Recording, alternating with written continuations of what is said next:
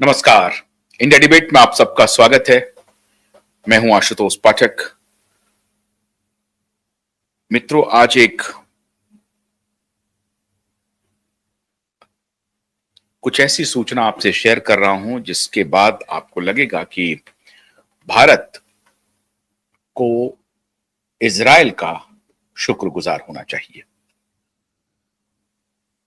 हजारों घाव देने की जो योजना पाकिस्तान ने बनाई थी, असल में भारत ने वो योजना बना ली।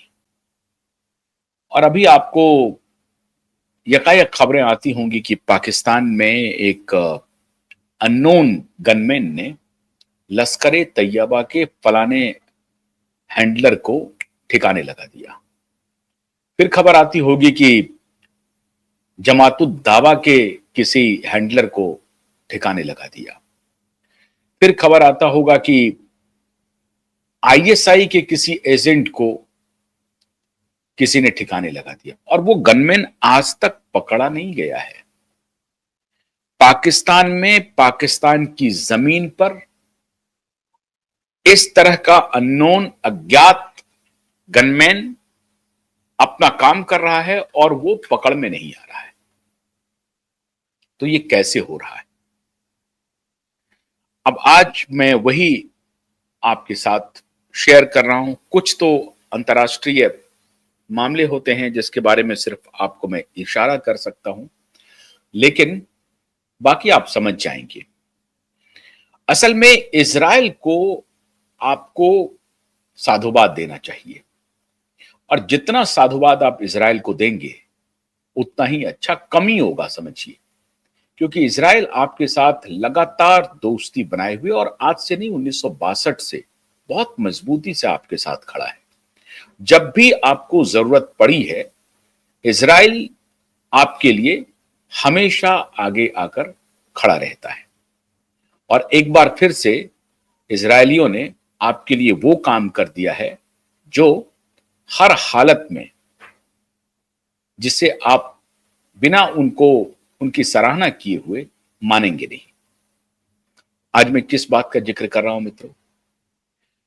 आज मैं जिक्र कर रहा हूं कि इजराइल की इंटेलिजेंस एजेंसी ने भारत की इंटेलिजेंस एजेंसी को एक गुर सिखाया, और वो गुर था कि साहब, आपके जो पड़ोसी हैं पाकिस्तान, वो आपके लिए नासूर बना हुआ है। इस नासूर को आप कैसे कंट्रोल में लाएंगे?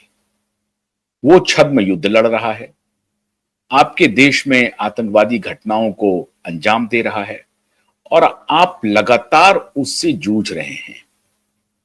कभी वो कश्मीर में करता है, कभी वो मुंबई में करता है, कभी वो नॉर्थ ईस्ट में कर देता है, कभी वो सेंट्रल इंडिया में करता है।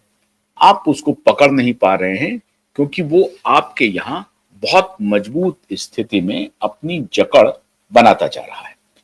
लेकिन अगर आप इस मजबूत स्थिति को बनाने वालों के ही खिलाफ एक खेल शुरू कर दें, तो उनका खेल खत्म हो सकता है। और इसके लिए इजराइल ने भारत को एक बहुत जबरदस्त थ्योरी दी और कहा कि देखिए साहब, कुछ मर्सनरी होते हैं, मतलब जो किसी भी हद तक जाकर के अपनी जान की बाजी लगा करके कहीं पर कोई भी घटना करने के लिए तैयार रहते हैं। तो उन्होंने कहा कि आपको मर्सनरी तैयार करना पड़ेगा, और अलग से आपको तैयार करने की जरूरत नहीं है, बल्कि वहां पर वो मर्सनरी मौजूद है। ऐसे आतंकी मौजूद हैं जिसको सिर्फ आपको नर्चर करना है, और जैसे ही आप नर्चर करेंगे आपको रिजल्ट मिलने लगेगा। उन्होंने कहा कि यह कैसे संभव है? इजराइल की तरफ से यह सलाह दी गई कि आप नर्चर करें न करें, लेकिन यही एक तरीका हो सकता है जब आप उनको नियंत्रण में ला सकते हैं, उनको कंट्रोल में ला सकते हैं। भारत ने पूछा कि वो तरीका क्या हो सकता है। भारत की खुफिया एजेंसी को जानकारी दी गई कि दो जो बड़े संगठन है, दाऊद को छोड़ दीजिए आप, जो एक सबसे बड़ा संगठन है जो आपके लिए नासूर बना हुआ है और उसको खाद पानी पाकिस्तान नहीं, पाकिस्तान के बाहर से भी मिलता है। दो संगठन को आपको ध्यान में रखना पड़ेगा और इनको ध्यान में रख करके आपको काम करना पड़ेगा। एक संगठन से तो मैं वाबस्ता हूं और दूसरे संगठन से आप वाबस्ता हैं।